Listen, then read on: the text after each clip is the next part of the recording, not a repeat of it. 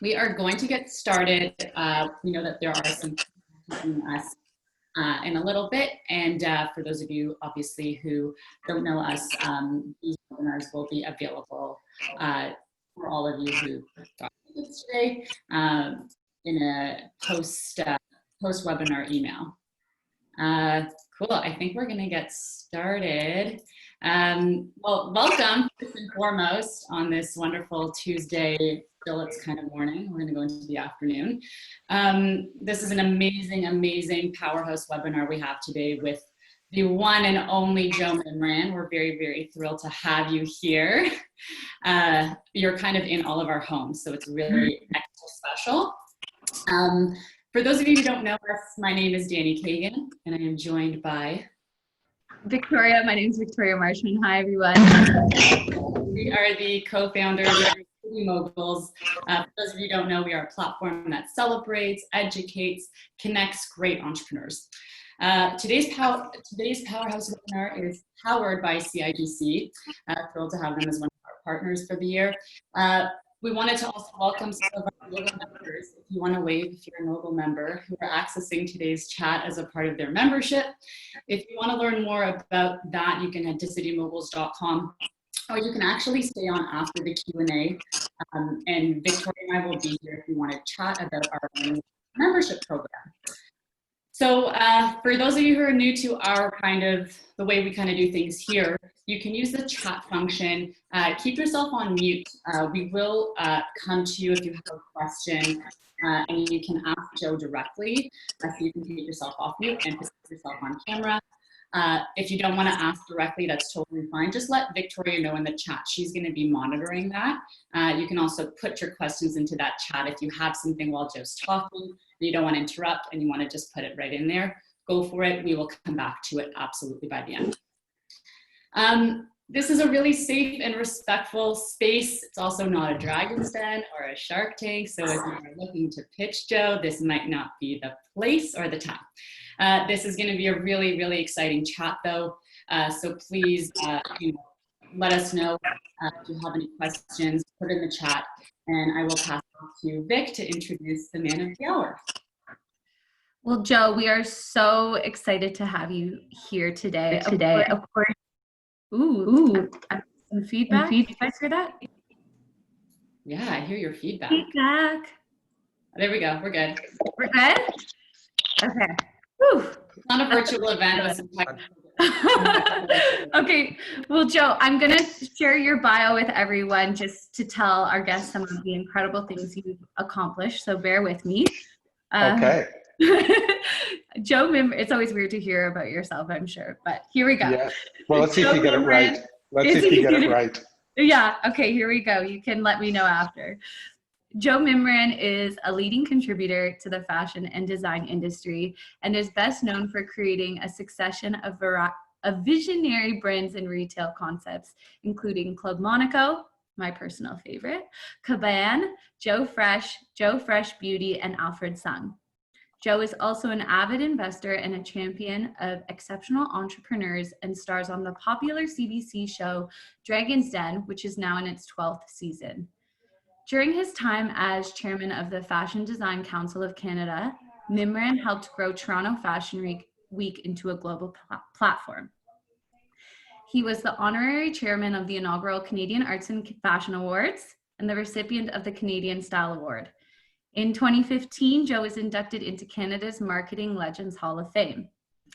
A huge patron of the arts, Mimran's philanthropic activities include support of the Art Gallery of Ontario, the Montreal Museum of Fine Arts, New Museum, New York, and is a luminaire for the Illuminato Arts Festival.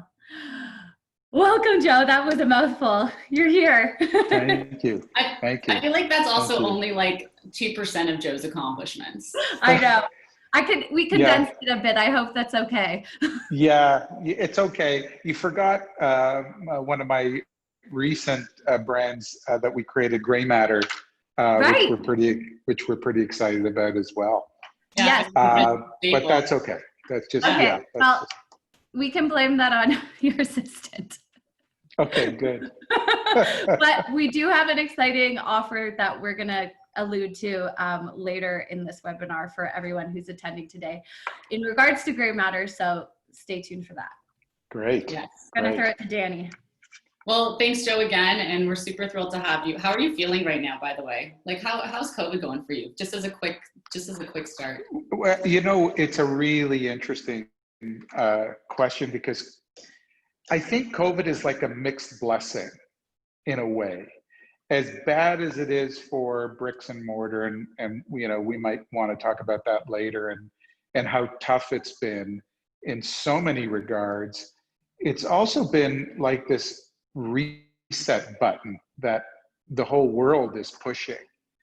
And I'm hearing stories from associates and friends about time they're spending with their family, about the ability to do work from home, and just the level of engagement that they're having with their kids is something that they never would have experienced if COVID hadn't hit us as hard as it has. And so I think it's been a time for reflection. The world was moving so fast.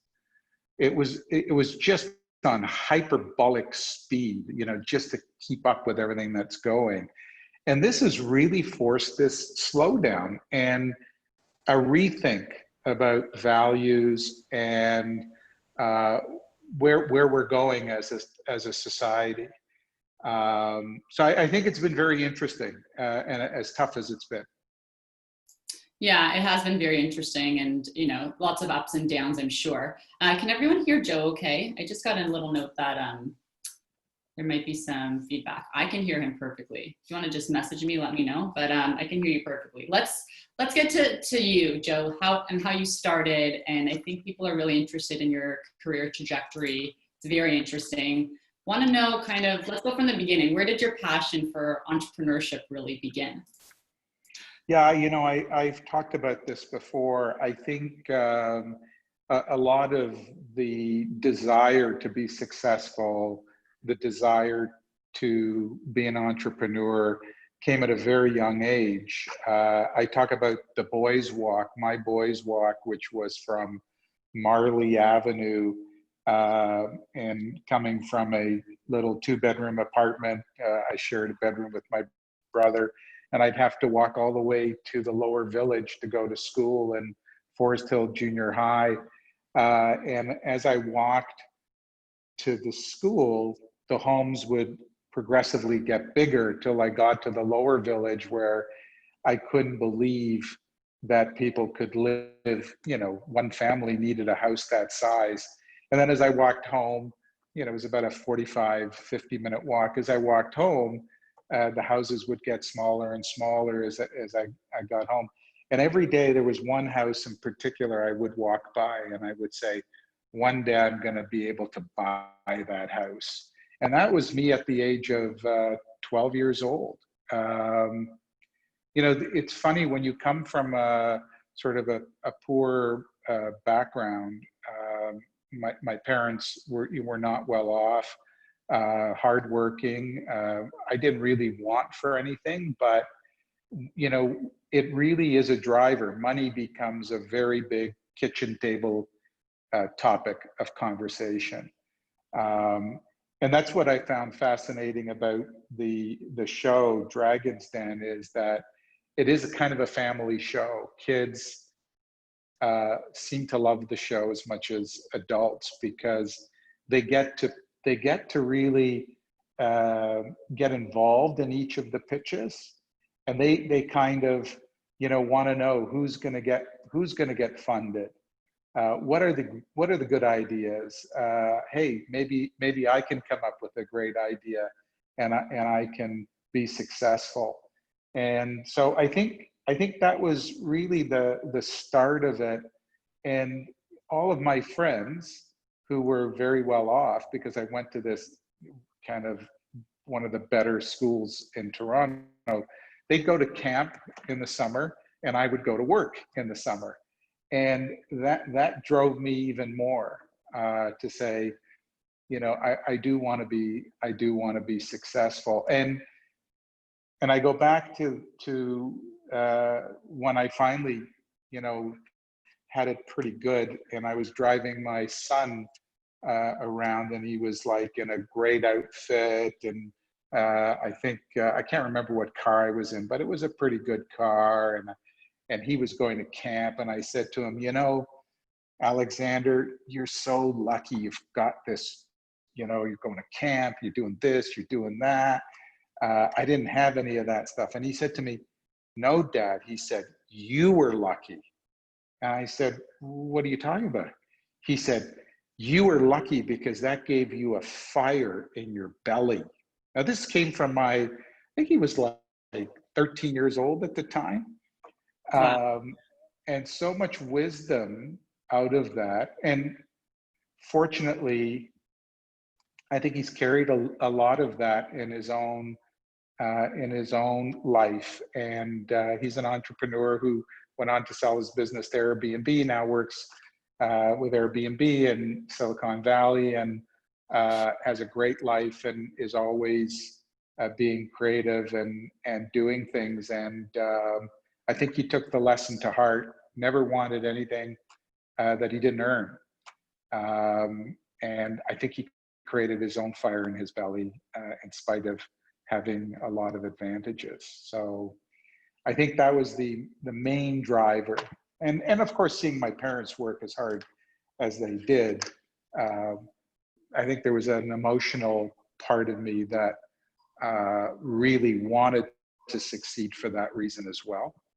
My father, who worked in sort of, mid-level management job for Oshawa Wholesale, which was the owners of IGA at the time. He worked as a claims manager, and then his dream was always to own his own food store, which he finally did. I was 12 years old at the time. And it was a store on Colonnade. It was a gourmet food store at the Colonnade. He finally got his dream. And then 6 months after he opened it, he got hit by a car. And he couldn't work for over a year and a half. And so he lost the business. And he eventually had to go back to that job. And that was really hard emotionally as well, right? I remember those days, and how the family, what we had to go through, and sort of again needing and wanting, and all those things. That makes up every one of us, right? We all have our own personal story that drives us. For sure. And there's a lot of entrepreneurs on this call, I'm sure, who can resonate with all of that as well. People from different backgrounds. And I think it's also, you're not giving yourself enough credit. You also lit a fire within your son's, you ignited something within him too, right? Well, hopefully, yeah. I'm sure you did. And that's why it's part of the success story as well. Where did the fashion stuff come in? Where did that passion the fashion stuff again started extremely early. I was really into fashion, again, at a very young age. I was listening to, the Beatles and Rolling Stones, and that whole British invasion was a really big thing for me. My mother was a couturier. She worked at Simpson's, the department store, in alterations, but she also worked at night making custom dresses for women. And so, there was always a sewing machine going in the background. There was always fabrics. There were always notions, buttons, and things like that. And I was fascinated with fabrics and British fashion and horn-rimmed glasses, which I still love to this day. And I'll never forget asking my mother to make me a houndstooth suit when I was very, very young. And then that morphed into, can you make me a blue suede front sweater? And can you make me a lumber jacket, but I want it in this check wool from France? And this was all I was 13, 14 years old, really loving fashion. And I just had a real passion for it. And I think that drove me as well, because I ended up doing a lot of my early jobs were working in clothing stores or for clothing manufacturers. I did a lot of physical jobs as well. And all of that sort of continued to morph into, you know, my love for fashion. And I had to work extra hard to make money so that I could actually indulge in that passion, because you know, it wasn't cheap to you know, to want to be fashionable. And so yeah, it just carried through all the way through my entire youth. And then when I went to accounting school. I became a CA. A lot of people don't realize that I have that in my I didn't know background. that you were a CA. Yes, CPA, CA, CPA. And I did it because I knew that I had to have this business side, because I wanted to blend the arts and accounting, because you had to have it in order, in my view, you had to have it in order to be able to succeed. So, you know, and I had other businesses prior to going into accounting, and then yeah, I was able to marry the two. And when my mother and brother wanted to start my brother called me. It was I was just finishing, and he said, "Oh, I got offered a job by this shirt company to help sell some shirts and everything." And I said to him, "Well, why don't you start your own company instead of working for somebody, right?" And so we talked about it. I said, "If you do that, you know, you start it. I'm almost finished. I'm gonna join you the minute I finish my accounting." And sure enough, he went out, got my mother to make 6 dresses, and went out and started selling cocktail dresses. And that's how we got into business, was in that way. And so so I give a lot of advice to people in terms of starting. You know, a lot of people talk about starting businesses. A lot of people talk about an idea that they have. The importance is go out, do it, make some mistakes. The first 6 dresses they sold, they had contracted the 6 dresses to a maker in Toronto.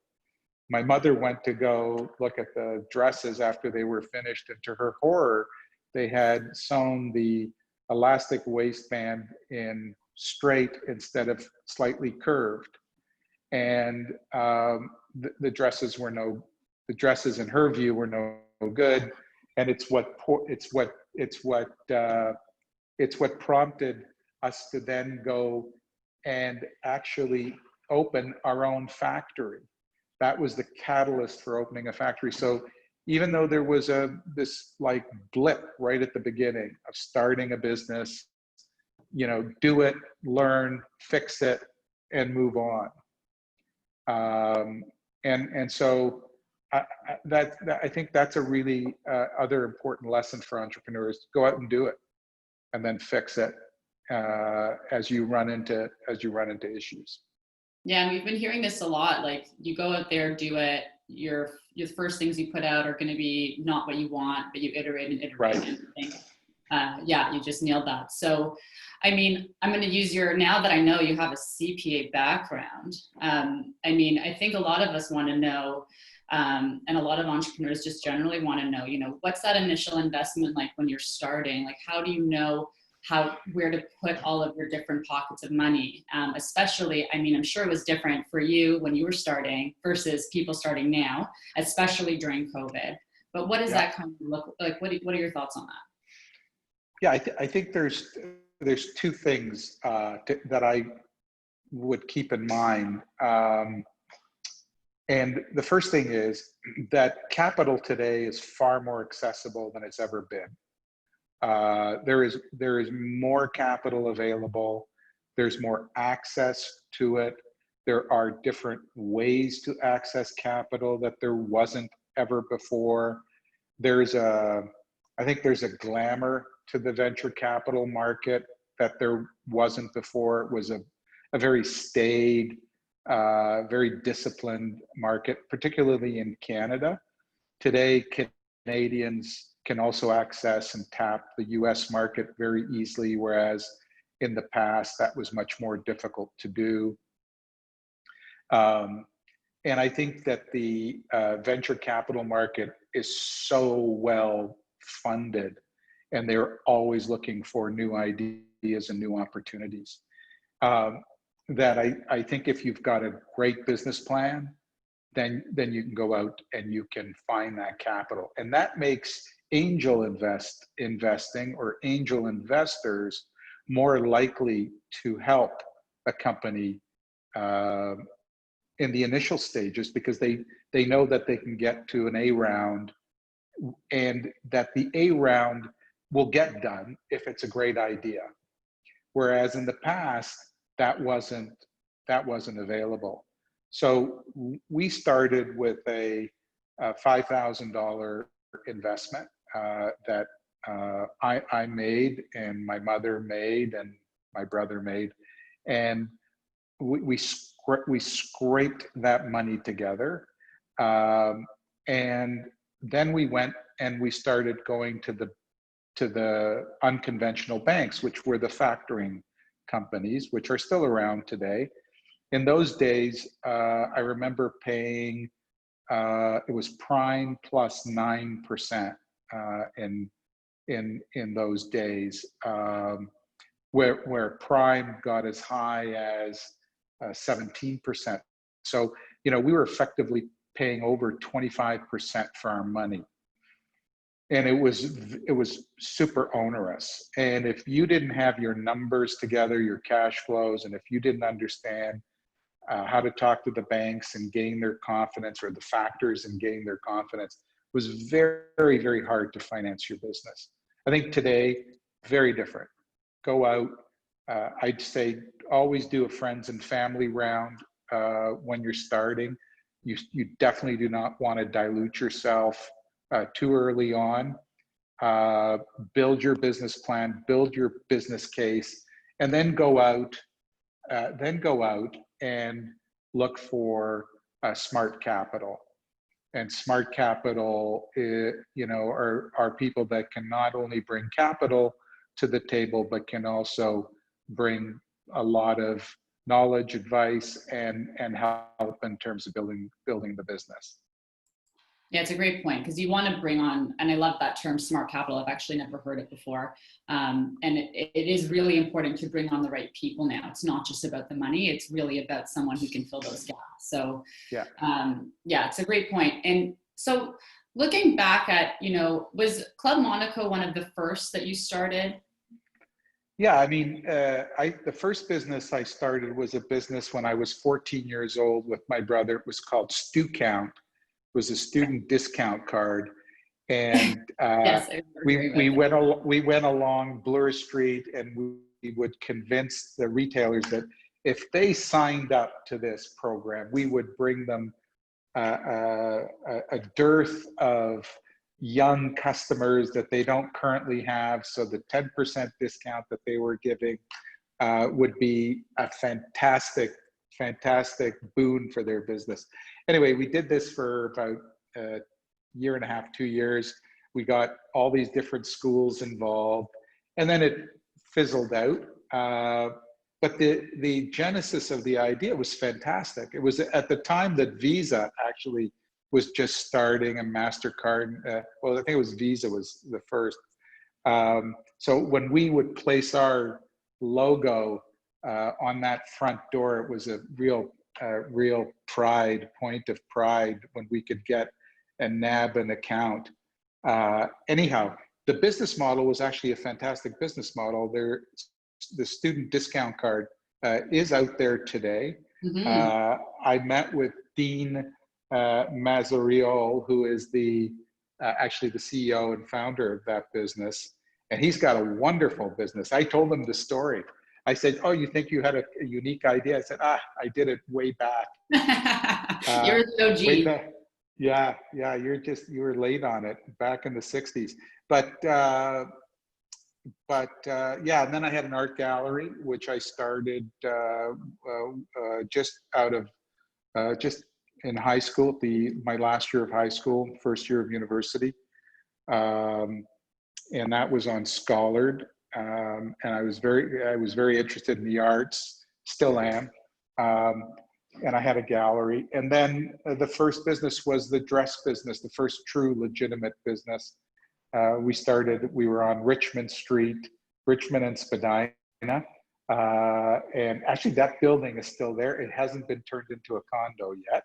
So I think it will come down at some point. We were on the 3rd floor. There was not a lot of heat in the winter, no aircon in the summer. And that was our true first business. And it was that business really that where I learned everything about the business from the ground up, because I took on a lot of the activities of buying fabrics, learning how to, lay fabrics, cut fabrics, learning how to fix buttonhole machines, and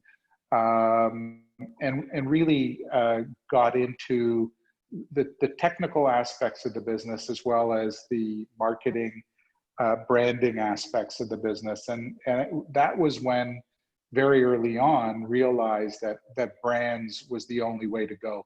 The stores had all the power. It was either the stores or about 5% of the brands that really had the power. And we just started with Alfred Sung. We decided we were going to make a designer famous, and went out, looked for a bunch of different designers, hired this woman to do the first line. I said, "We're going to make you famous." She quit after 3 months. Unfortunately, I can't remember her name. And then we hired Alfred. Said, "We're going to make you famous." And yeah, within 3 years, he hit the cover of Maclean's magazine as the king of fashion in Canada. And then we turned that into a licensing business for the most part. And we licensed everything from eyewear to fragrance to wedding dresses to a myriad of different products. And it was 1984 where I came up with the concept for Club Monaco, which was really based on the search for the perfect white shirt, which turned into Club Monaco. And that was not a retail concept when we first started. Again, we started off thinking it was going to be a wholesale concept, because wholesale was still what we knew. We weren't doing retail for the most part. We had a couple of Alfred Sung stores, but we weren't really in the retail game. And at that time, retail was about multi-branded stores. There were no vertical retail stores at the time. There was like you could name maybe 2-3 of them. But in the fashion game, that wasn't what was happening at the time. As a matter of fact, Gap at the time was called Generation Gap, and they had Levi's and other brands in the store in 1984. So this notion of having one store, one thumbprint, one designer was very, very unique. And it cut the wholesale margin out. So the wholesale so you could deliver this added value to the consumer. And that's what made Club Monaco so unique and so special.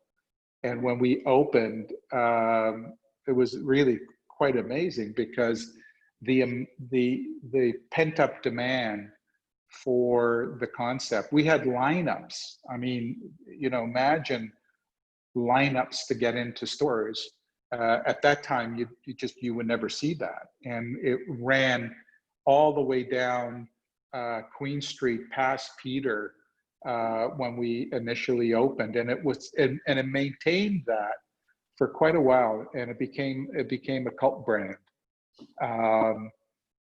and everything about it was pretty special. And we went through a bunch of iterations. Do you think that, and as Vic mentioned, Monaco is literally her and my favorite, but you know, did you find that there was some sort of secret sauce after having done a few different companies where you made mistakes and learned from them and could really kind of mold it so that you could create something special? Like, what was that? I think this, the secret sauce always comes back to uh, integrity of design, integrity of concept, whatever it is. I don't care what business you're in. I don't care if you're in the food retailing business or the apparel business or the furniture business or any of these consumer facing businesses. You know, it has to ring true, and the consumer has to believe in what you're doing. You've got to deliver amazing value, and value does not mean price point. Value means it's a relative term, and I think that there has to be this sort of almost purity of thought, right? Like you've got something that you're offering that is it's not so much that it's unique, it's that it is unique to you, and people can feel that it's unique to you, and that you are also building this communication, this connection with the consumer through this idea of what you're doing, this idea of what you care about. We so much cared about the brand and how people viewed the brand and what it was supposed to stand for and and how it was supposed to resonate creatively, that people could feel it. I often say that product that, you know, like product is inanimate. It's an inanimate object, and yet I think consumers really truly understand when how it's been touched, how it's been manipulated, how it's been thought of, how it's been considered, and the consumer can feel that. I think that these inanimate products do speak more than they appear. And I think when you consider all of that, whether it's the font you use, whether it's the material and how you touch it and how it feels, and based on the consumer against which you are going after, I think these are all things that are very much innately understood. Some cultures understand it overtly. There's some markets like the Italian market or the Japanese market where these qualities are almost religion to them. Japan and how they wrap product and how they present it and how they present fruit, a simple fruit, and how they revere it in a way that respects what it is. These are qualities that if you can bring that level of thinking to what you offer your consumer, I believe the consumer will reward you. Not always. Sometimes you get it wrong. And sometimes, you fool yourself into this thing that you think you have a mystical product or mystical service you're offering.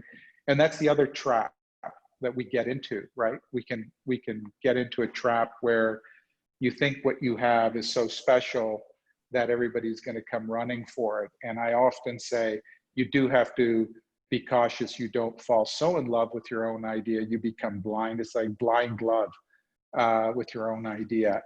And then you don't find the consumer for it, which is so important. At the end of the day, it has to resonate with the consumer. But those are elements. I mean, those are guiding principles. They're not, it's not sort of the ultimate way to succeed, because you never know what's going to work at the end of the day. And that's why when somebody comes to me with an idea, if I don't like an idea or if I don't like what I'm seeing, I always say at the end of the day, you know what? You gotta, if you really truly believe and you think you have something, I may be wrong. I have a lot of experience and I've done a lot of good things and I've made a lot of mistakes that I've learned from, but I may be wrong. You may be absolutely right, even though you're just starting out. It's like that first salesman that said, when I wanted to go into sportswear from dresses, we said, we're going to make the best sportswear in Canada. And he said to me, you know nothing about sportswear, stick to dresses. And so we fired him. And we were right, he was wrong. I don't remember his name either. Also a good note for everyone. So I think those are really, really important. So at the end of the day too, I think you do have to be, I think there's a humility, a little bit of humbleness, but also you've got to have pride in your own ideas and taking them forward. So there's always this balance you have to achieve. Because I've seen on the 3 seasons I was on the Den, I saw some people that were still going after their idea after 7 years, 10 years, and not getting anywhere. And, you do have to say to yourself at some point, I may be wrong. And I've got to shuck this loser and move on to the next thing. Unless it's just a passion project and you really don't care, if you succeed or not. So. Yeah, and that's a good point too. Like, are you doing a passion project or are you trying to run a business, right? And that's right. a whole other... Exactly. Yeah. And I see a lot of that. Oh yeah, I'm sure. And I think a lot of people struggle with that because they love what they're doing. Yeah. They cannot turn it into a business, or vice versa. They really are trying to turn it into a business. But we have a couple of people asking questions. Before we get to those 2 questions, I have one more thing to ask you. I mean, we do have some fashion people on this and who will be watching this later, but what do you think I know you don't have a crystal ball, but what do you think the future of retail is going to be like, especially with the climate now? Yeah, so I think we're going to see a lot more bankruptcies. I think that, the amount of retail bankruptcies that are starting to be announced now are really troubling. I think retail, bricks and mortar retail has changed forever. I think COVID, it was already on that trajectory. I think COVID has just accelerated it. So I don't think COVID has done anything different than where it was going. And so now people have to think about retail in a very different way. And let's assume that we can get past COVID. Let's think a year out, and there's an antidote for it, or there's certainly some sort of therapeutic for it. And so I think retail is going to have to continue to become experiential. I think you do have to, it'll have to be absolutely seamless and totally connected to what you do from an e-commerce perspective. I do think there has to be some element of entertainment to the retail, some differentiator in order for retail to make sense. I think the staff within retail have to be better. I think retail salespeople have to become better in order for it to be a fulfilling experience. Because one of the things I found when we had lots of stores was we had to be constantly training our staff, and we had to be constantly motivating them. It's very hard to stand on a retail floor for 7, 8, 9 hours, particularly if traffic's light. You're not seeing, you're not getting the interaction. I think you've got to work much harder at how do you impart knowledge? How do you have it interactive? How do you create something that's unique? It's a perfect opportunity for new ideas, for new ways of selling.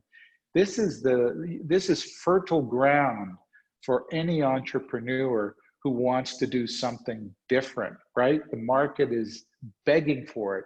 And you don't have to elbow your way in. There's plenty of room if you want to get into a bricks and mortar concept that no one has seen before, and that can attract the consumer. And I do think that everybody is rethinking their strategies,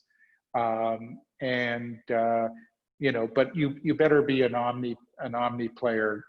There's no way you're going to survive. Very difficult to survive with retail only, unless you are in an environment like duty-free shops, where that's the only, you know, there's no way you can get delivery to the airport while you're there. WH Smith out of the UK, for example, they decided 5 years ago that they were actually going to abandon an e-commerce strategy, totally discounted it, said we're not going to spend the hundreds of millions of pounds to get to become a player there. We're going to focus more on our duty-free shops, airport shops, and that's going to be the way we're going to grow. They're a hated company because they overcharge, because you can overcharge when you're at airports, and yet they've been able to double their profit, double their shareholder value over the last 5 years by taking a strategy that is absolutely contrary to where the rest of the market's going. Restoration Hardware is another perfect example of a company that has gone totally contrary to where you would expect a retailer to go. They're building bigger stores, 30,000 square foot units, experiential units. So I do think that there's always room for new ideas, but it is a very tough environment. I would be very careful in how you would approach physical stores. Yeah, I think you're hitting the nail on the head, Joe, when you talk about the experience. You know, I think that's something that translates into so many other industries. You know, for Danny and I, you know us, we do events. One of the biggest things we pride ourselves on is the experience that people have when they come to one of our City Moguls events or that kind of thing. We have lots of questions. Okay. So I'm going to throw it to a few people. Guys, if I call your name, just make sure you introduce yourself so Joe knows who he's talking to. But Linda, you're first up to ask your question. Hi. I kind of got goosebumps of what Joe just said. He kind of answered my question. So I did create an app that connects. I actually launched yesterday in the middle of a pandemic, I know, that we connect customers with personal stylists to shop together, because what you just said, I find a lot of us go shopping and you depend on the salesperson to help you put an outfit together, and it just doesn't work, especially for someone like my husband. Anyhow, so my question to you is should I be approaching malls like Cadillac Fairview to kind of tell them about my idea? Like, would they view me as an asset? But kind of what you said, you just inspired me that I really think that maybe I should be more aggressive in doing so. But I have tried to reach out to some people at Cadillac Fairview, and obviously with no luck. But just kind of wondering, what do you think about that? You know, would they view me as an asset? So I'm sorry, your app is, It's called you connect stylists with people. Yeah, kind of like an Uber, if you will. So on the app, you can say, I want to go, I think it's a very clever idea. I don't know. I mean, it's a little bit like what the movie stars have full-time stylists that work for them, and they really know how to take advantage of it. I think there'd be I think there's a process though of educating people on that. And then you've got to match the personality of the stylist to the customer as well. So I would see that you've got a lot of things to work out, and then you've got to prove your model. Right. And then once you have at least proven your model to say, hey, we've piloted this. We've piloted it in say small part of Toronto, and it's really taking hold. Then I would go to an Oxford or Cadillac Fairview and talk to them about it. They are trying everything in their power to make their retailers more successful. You know, they are only as successful as their retailers are. So they are a great, and they are very advanced in their thinking, by the way. They are trying new things all the time. You know, I've had the good fortune to work with Oxford in the past. I know they're a very progressive group. They do take on new ideas. I would go and knock on their door, knock a little harder. Okay. Don't Even though I'm not proven. don't take no for an answer. Yeah, I'm not giving up. No. Okay, then I'll do that. Thank you. Thank you very much. Thanks, Linda. Good luck. Good luck. Thank you. No means yes in another way, eventually. Yes, exactly. Okay, I'm going to throw it to Hazem, who has more of an investor-related question. Sure. Hi, Joe. Thank you very much for your time and sharing the great stories. So I'm a founder and CEO for Odida.com, which is a new social shopping platform launching this summer. We are a Canadian company, and we basically it's a social shopping platform for fashion shoppers to be able to discover fashion with their friends online. As you said, we have saw that there's disruption in the retail business and they are closing down. So the option of going with your shopping buddy to your favorite store next door, it's not going to be available in the near future. So we capitalizing on that. And we have more than 800 brands already signed with us to be on the platform. What my question to you is, what's your top recommendations toward the top angel investors or VC companies that supports fashion tech companies, or they are well known for changing the fashion industry landscape? Yeah, there's quite a few of them, but I would say that most of them, I would say almost most of them, I would say, I want to be careful here because I don't want to denigrate any of the Canadian venture companies, right? But this is an idea that really is good for the US groups. If you've got 800 brands signed up, that's great. That really is congratulations. That's not easy to do. So congratulations on that.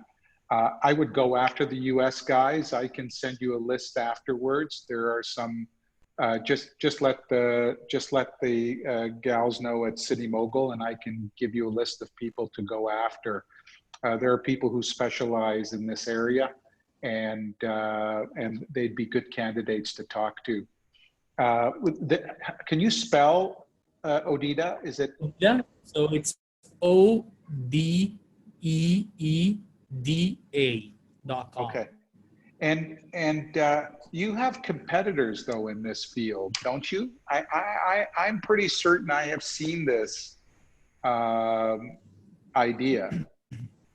So the social shopping normally is it's a busy market, and there's a lot of people try to conquer that market, but the nearest closest competition right now is Instagram shopping. We have been working on that project since 2018. Oh, so basically, you mean your own time that they have been working on. You mean the only competitor you have is Instagram? No. There is a lot of players. That's a tough competitor. No, it is. It's the closest one on the experience wise. It proves the concept that it's an upcoming market, but there is different. We have a competitive edge that we are a product focused network. We're not an Instagram for lifestyle. And we provide a gamified experience to the users, as you said, like having a sales people talking to you and so on. We are trying to gamify it by giving cashbacks on your shopping and by recommending products to your friends. So if I showed you a t-shirt and you bought it, you get a. That's a great idea. Great idea. Yeah, that's good. Thank you. That's very, very good. Excellent. And you haven't launched yet, or you have launched? We didn't. We're going with our beta version this summer, so around end of August. Okay, yeah. So yeah, get me your contact. I'll send you some names. Thank you very much for sharing that with me. We will connect you guys. We will connect you. Thanks, Hasan. Yeah. We are the connectors. That's our middle name. Okay, Florence has an amazing question. I'm gonna throw it to the beautiful Florence. Oh, Vicky, I didn't pay you to say that. So hi, Joe. Thanks so much for the talk. It was very insightful. I actually come from a retail background of 20 plus years, so I really appreciate all your insight.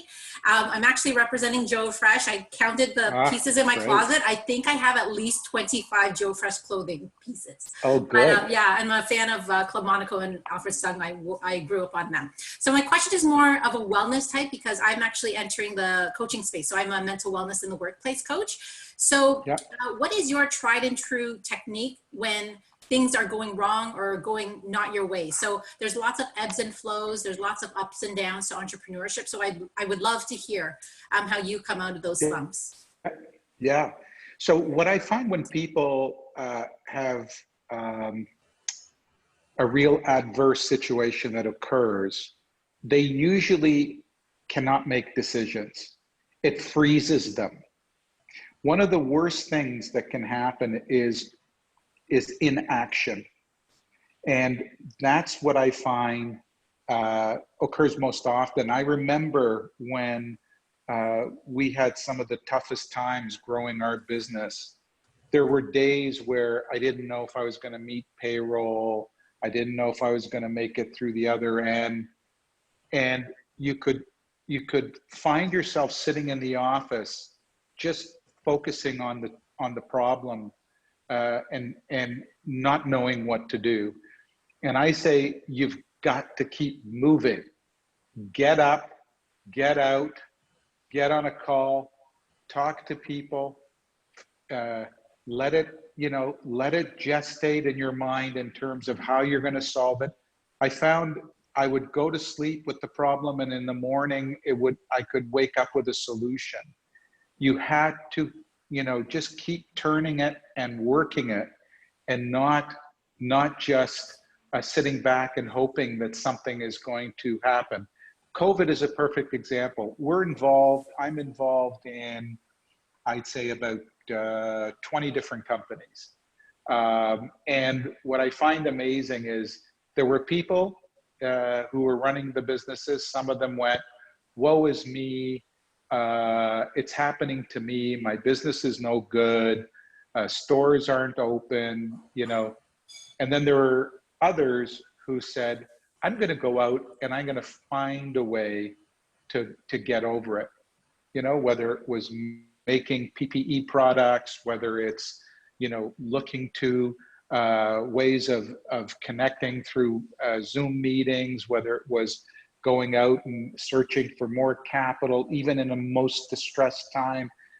If you just sit back and say, oh, it's happening, you can't allow it to happen to you. You have to go out and create a new opportunity and find a solution. Don't just think that somebody's going to help you. Some miracle's going to come and pull you out of the fire. You better go and pull yourself out. And that's what I find most people do, is that they revert to inaction as opposed to acting. And a lot of people give up. So find a person around you that's positive, that is still going to give you the mental ability to fight, because it's at these times that it gets the hardest to fight. It's so easy to throw in the towel. Mm-hmm. Awesome. Thank you, Joe. And Linda, if you want to connect, I actually used to work at Square One Guest Services, so Oxford Properties. So just let me know. Yeah. And we will connect. That's good. Slash, I think you are both members. You guys can connect on the member portal. All right. We're going to have a couple more. Laura Bryce from Dressed. Woo. Thanks, Victoria. Hi, Joe. Laura Bryce from Dressed. We actually met earlier this year with my co-founder, Kelly. And for everyone else, we do everyday clothing rentals for women. And I heard a couple rumblings of Club Monaco is my favorite. We actually just signed Club Monaco onto the Dress platform last week, great. which is so exciting for us. Thank you. But it was funny, Danny, you actually stole my question about Joe's crystal ball prediction of the future of retail, but just coming out of his answer, talking about developing the experience online and the importance of brands and retailers investing that. I'm just curious, Joe, to hear your thoughts on the role of technology and innovative technologies like AI and VR. And do you see a place for that in that online shopping experience, or do you think that's still a little bit gimmicky or maybe ahead of where the consumer really is? I think gimmicky is the right word, right? Like, you know, they've been trying to sell this mirror that allows you to see yourself with the clothes on for 25 years. If I tell you, I have seen that for 25 years. There are certain things that just never take hold, for whatever reason. What are those? What's those QSR? What the ones that you? QR codes. The barcode you scan. The barcodes that you scan, right? Remember that was going to take off. RFID was going to take off. There's so many things that come along that actually are fantastic ideas, but for some reason they just don't take hold, and you just never know why some things resonate and others don't. Why does TikTok become the fastest growing platform in the world? You know, okay, I get it, and it happens. So I do think you have to be a bit careful not to get too gimmicky. I think you've got a good business in what you're doing, the rental business. You know, this whole circular economy is so important, and I think it resonates really well with consumers, and what their social values are today, and that's super important. But I think you do have to be careful. I would just, but doesn't mean you shouldn't try certain things. I just wouldn't bet the farm on a new gimmick that comes along. So anyhow, how are you doing with your business? Is it moving along nicely? Yeah, it's definitely starting to pick up now, which is great. And I think the biggest exciting piece is just the number of new people that are trying the service coming out of COVID. We definitely polled our members around if there was any fears or hesitations around previously worn garments. And luckily that's not an issue for anyone. Honestly, it's more the social distancing. People are like, they've been living in their sweatpants. They've been living in their Joe Fresh for the last 3 months. So, you know, there's a product that is being developed now out of Guelph, and it is a product that actually can go on fabric that can kill COVID. Wow. And it's a fascinating product. We're actually in talks with them, and if I get more information, they look like they might be ready to go to market within the next 3 to 6 months. So if I get more information that I think you might want to hear about, and very inexpensive application. That's great. Really cool to hear. Yeah, that would certainly solve that issue. No kidding. Also a lot of pride. I'm from Guelph, so good for them. Yeah, good. Thanks, Laura. Thanks. We're big Good to fans see you, of Laura. yours, as you know. So thank you for your question. Okay, Chris, you're up. We have Chris and then Andrew, wherever you are. Hey, thanks. And hi, Joe. Thanks for being here today. Hey, Chris. Hey, I have a directory. I'm launching a wellness community in August, and it's going to connect creators, wellness experiences, products, and services with doctors and consumers. But my question is, I wanted to know about a time when in your business you had a product or a service that you were offering, and it was sort of at its last limb, and you were going to cancel it.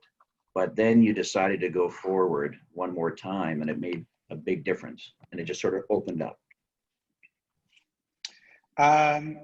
You know, in the fashion business, that always happens. So, you know, the fashion business really, it preps you for these kinds of things. I often laugh at some of these businesses that don't have a lot of change in their product mix, or don't have a lot of change in their market.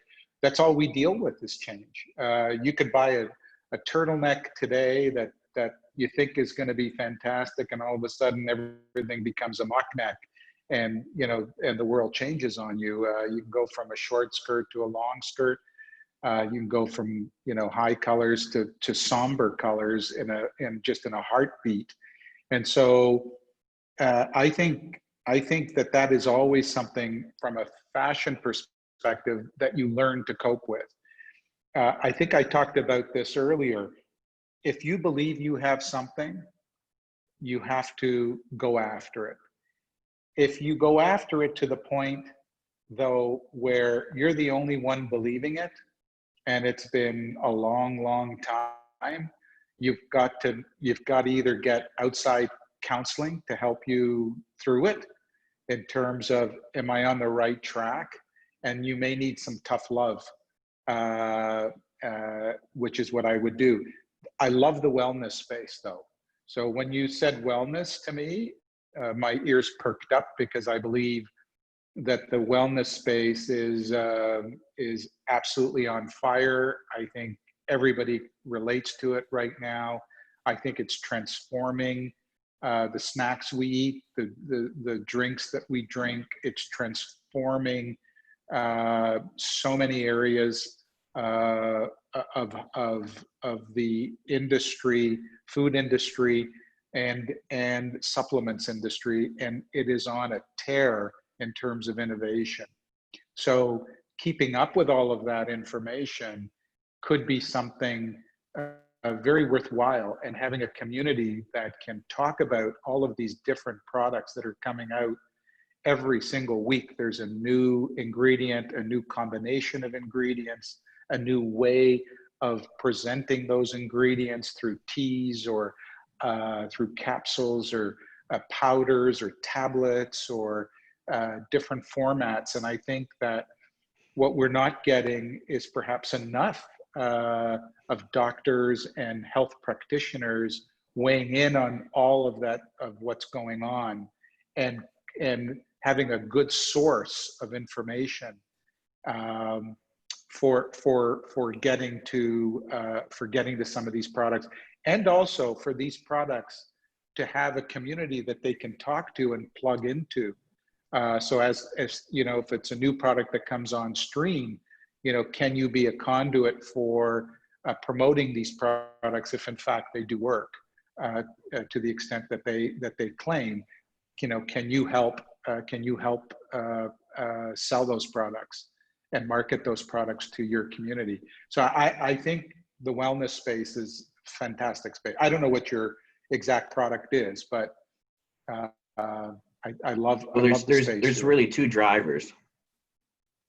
Yeah, there's two drivers. The first one is that 90% of the food that people can buy in the grocery stores has toxins in it that degrade their immune system and cause disease. So that's the first problem. The second thing is there's alternative therapies, energy medicine, other types of sound therapies that should be paired together with what I would call Western medicine. And these medicines are based on 3,000-year-old like practical things.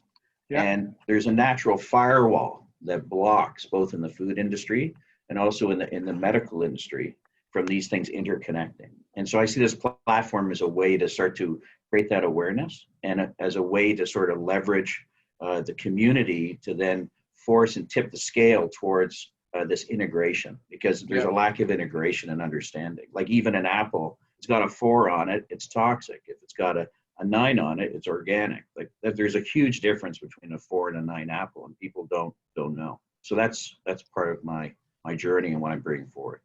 Well, I think it's fantastic. I think it's just a matter of how do you make it more consumer friendly so that you can get traction in order to Yep. send that great message out there.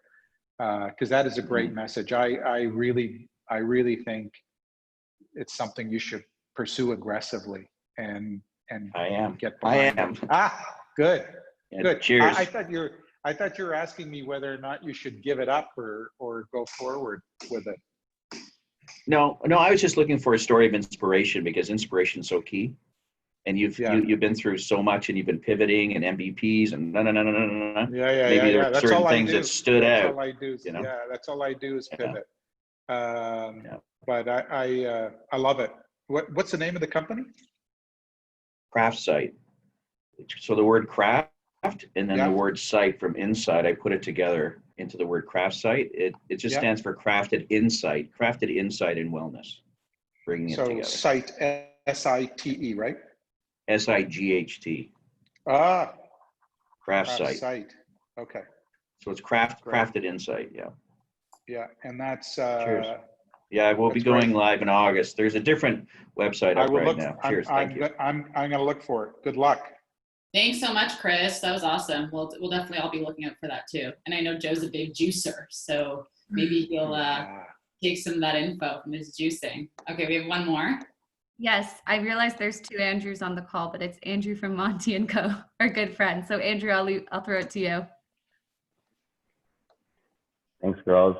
Hey, Joe, Andrew here from Monty & Co. Really nice to meet you. Thanks so much for doing this. My name might ring a bell because we connected on LinkedIn recently. I was hassling about getting you on my podcast, but I'm not going to bug you about that today. I run a brand called Monty & Co. We do luxury travel bags and accessories here, made in Toronto, using eco-conscious raw materials. Our goal is to create the ultimate luxury weekender that wasn't at a $2,000 or $3,000 price tag. We wanted to bring true value to consumers, and we wanted to do it all right here at home. And I'm wondering, about 3 years ago, it's approaching 3 years ago, I was working in finance. I quit my job to make this, a full-time gig, not just a passion project. I raised some money from family and friends, and I've kind of exhausted those resources at this point. And I'm just wondering, outside of raising funds, VC money or whatever, are there any alternatives to accelerate growth besides diluting the company? Well, I mean, you have to tell me. I need more information. It's like you have to give me more information than that, and you may not be willing to do it on an open platform. So probably not. No. So I'd be happy to sit down with you. I like your space. I like what you're trying to do. I haven't seen your product, so I don't know if the product lives up to the brand promise and the market competition. And you are smack in the middle of COVID, which is probably the worst. You are probably in the worst industry. We own a company called Tilly's, which is a hat company, which is based on travel. And, it's gone through some tough times recently because that travel market is obviously pretty slow. They've got through it in good shape, and we're really happy to see that. But you are in a tough spot. I'd love to talk to you privately. So you can get my contact. We will connect you. I would I'd really enjoy that. But just to touch on the travel space, oddly enough, we've been hit on I guess a B2B side or selling into wholesale. So we had a project going with HBC that they obviously pulled, but our online, oddly enough, since March, it's very good. Yeah, same with Tilly's. Tilly's has been the same thing. The online has been superb and continues to move. And I think it just shows you how powerful that online, acceleration is and will continue to be.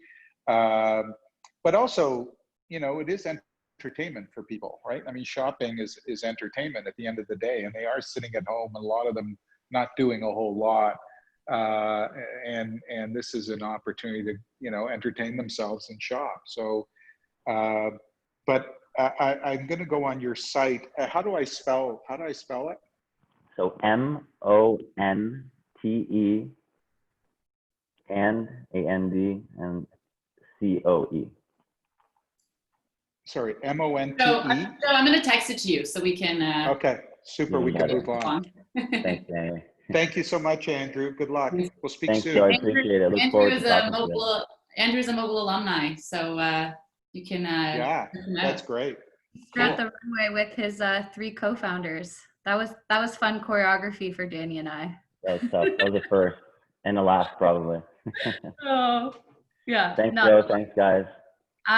Joe, we have 2 more quick questions. Are you in it to win it? Yeah, let's do it. Okay, awesome. I'm gonna throw it to Zen. Are you still on? Yeah. Yes. Oh, I'm so excited. I didn't think you guys would get to me.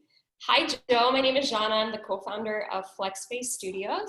So we're a Toronto-founded, but now with COVID online-based fitness studio that focuses on the flexibility and mobility aspect of fitness. So we took stretching, which everybody knows they should be doing, probably more than you're doing right now, and made it into a workout. So forget the whole yoga, candlelight, you know, sitting in one pose on the floor. I know this is a dehydrating workout, and it's a lot of fun. So my question to you is, in my team, I am the dreamer, the visionary, the manifestor of ideas, and I'm always running kind of 1,000 miles per minute.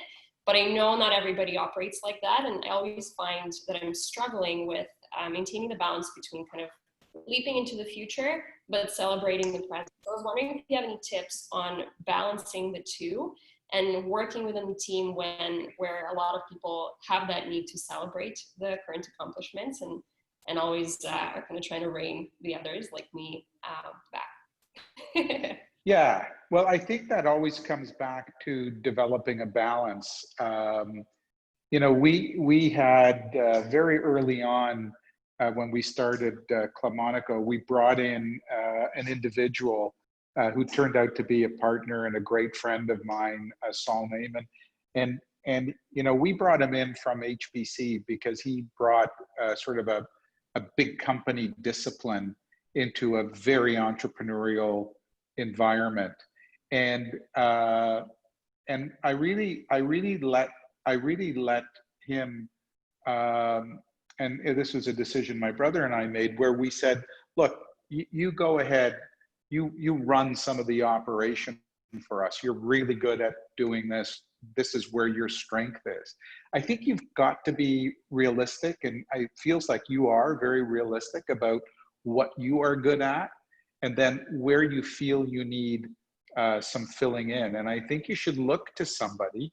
Maybe you find a partner that has complementary skills to you. And they don't have to be a full partner. They can be a junior partner, as somebody that you like, respect, want to have join you, so that you become a stronger entrepreneur. I've always felt that you have to look to yourself and know exactly what you can accomplish and how you can accomplish more with added people, and never be afraid to hire somebody who's better than yourself in certain areas. I think that is a real lesson. A lot of people don't know how to do that. They don't like it. They don't like people challenging them. They don't like people trying to dissuade them or change their strategy. I find it's refreshing when you know, it forces you to make sure that your own ideas stand up to criticism and from another perspective, which may be more from a day-to-day organizational perspective. So that's what I would recommend you do. That makes perfect sense. That's exactly what I was thinking as well. Thank you. Yeah. Thanks, Jana. We're going to be stretching all day now. Yes, exactly. You notice I went like this the minute I know. Stretching. Joe, you got to check out these girls. Their flexibility exercises it's are crazy. We all need it. We all sit. I need it for sure. It'll help my golf game. We're going to have one last question, and then we are going to wrap things up. Victoria's going to ask for Joanna because she would like her to do that. Yeah, so Joanna is the founder of Piper and Sky, another amazing brand. So she was wondering, regarding retail salespeople needing to do better, she's wondering if the WestJet model where employees are shareholders would be applicable to retail salespeople just to engage them more and motivate them. What are your thoughts on that? Yeah, so I have a concern with retail people because retail people are too transitional. The turnover in the retail trade is far too high to use that same model. Unless you can get lifers in there, I would really think twice about that. Now, it doesn't mean you shouldn't think about that for your executive team, and perhaps it's your executive team that you can reward and you can inspire through ownership that would allow them to do the training and the recruiting in a way that would help the business.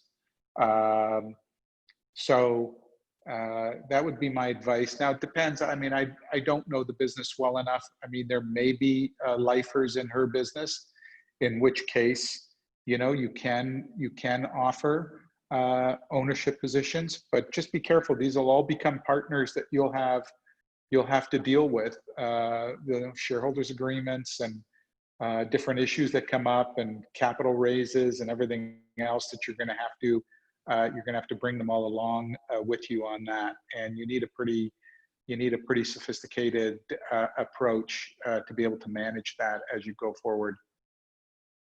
Yeah, I definitely couldn't agree more also because I worked in retail and I was ready to get out of there after a year, but that was just yeah.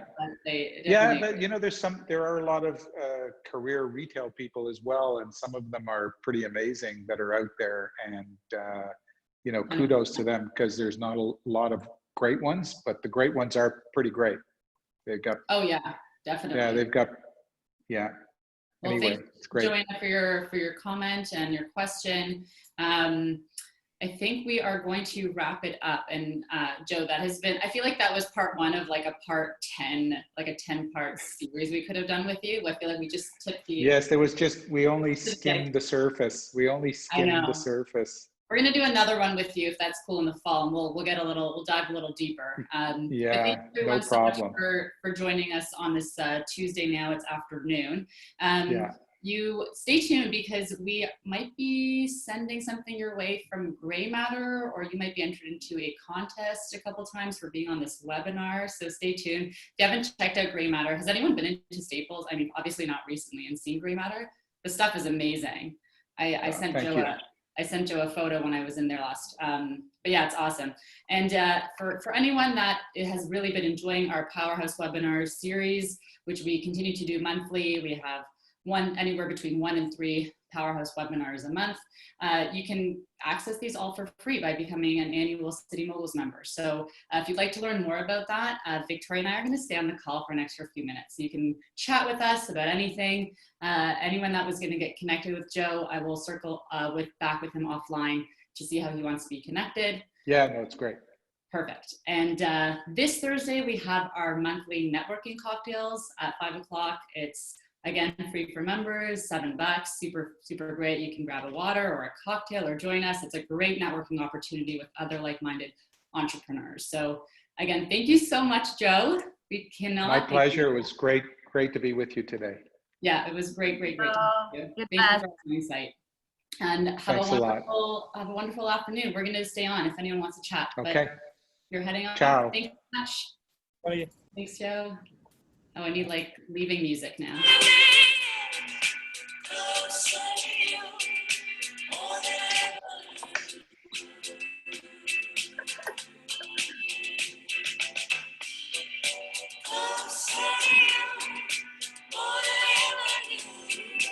Oh, so many people are staying.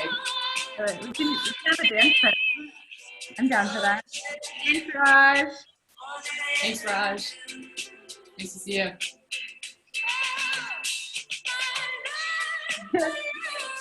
Linda, you and it's like, you're gonna stay. I just want to know if I could ask you a question. I didn't want to ask him if he had a contact that he would connect me with at the mall. So if you don't mind, if you're fine with that, if you talk to him, I would love it. So yeah. I think I didn't want to. Yeah, I think what he'll probably ask is if we can send him an email with all those people that requested, and then he can just reach out if he wants to. Okay, that's awesome. Thank you, guys. Of course. Amazing guy. I was listening the whole time. Oh, I was here the whole time. I thought that was fabulous. I thought that was fabulous, really. Oh, thank you. Thanks for being here. Isn't he wonderful? He's amazing. But the whole event was good. Everybody was good. I loved the whole thing. You know what I mean? Organized. He was great. Discussion was great. Everything was interesting. Very interesting. It's not another boring webinar. Let's put it that way. I know. We're trying to figure out a better name for these webinars because they are just so much. Come up with a new word for webinar. Let us. It's called Jerry Springer. I think people would come if we called it that. Yeah, we need a bit of Jerry Springer in there, like a bit of action. Good. I'm looking forward to tomorrow. I'm excited about it. Yeah, I'm going to say thank you for the. I'm gonna have 3 coffees before that, so I'm like. Me too. Okay. Take care. Have a nice afternoon. Bye bye. See you tomorrow morning. Bye. See you tomorrow. Bye bye. Bye. So my question's really quick, ladies. When it comes to the webinars as members and we get 2, will we like get a whole calendar to let us know? Because I don't want to, not waste, I'm not saying that. I would like to go to the most strategic that I'd like to pick. Yeah, we're trying to block them out so that we can book people in advance, but it's so hard to book. Yeah. For like, I would like to book you for November. I know. So, okay. Yeah. Okay. So as soon as they become available, like as soon as we block someone in, they'll go straight to the website. And maybe even better, we have Sam send something in Slack. Okay, awesome. Another webinar has been added. You've been sent a calendar invite. Oh, good. Oh, honestly, that talk was amazing, and it's so great to know that himself is such a great guy, and I support his clothes. So that's awesome. I'm so glad. Like my things got switched, so I'm so glad that I went to this one. So glad. I'm so glad. Yeah. He's just such a great human, and he really has he's a self-made dude. Right. Amazing. Right. I know, it's so funny. So what I did is I connected with him on LinkedIn. So I'm gonna not stalk him, not that, but yeah, just keep in touch. But it was great. You're building a relationship. Oh yeah, most definitely. And honestly, ladies, I wasn't lying. I have at least 25 Joe Fresh things in my closet. I wasn't lying at all. Me too. I love Joe Fresh and Clemonico. Right? Every time I go to the grocery store, I'm like, might as well. Well, it was addictive. So my ex lived beside a superstore, and hence a Joe Fresh was there. So whenever I needed, like, say, a tracksuit or track pants or whatever, I went there and got jogging pants. Still recording. Oops. Stop.